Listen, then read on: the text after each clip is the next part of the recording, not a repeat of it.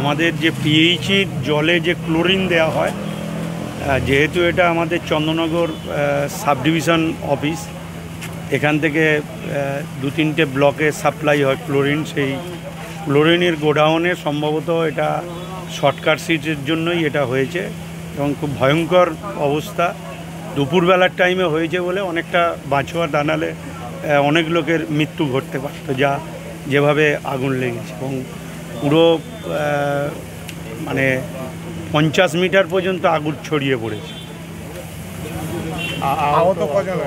আহত 5 জনের মতো হয়েছে, একজনের গুরুতর উন্ডেড, তাদেরকে এসএসকেএমে নিয়ে যাওয়া হয়েছে।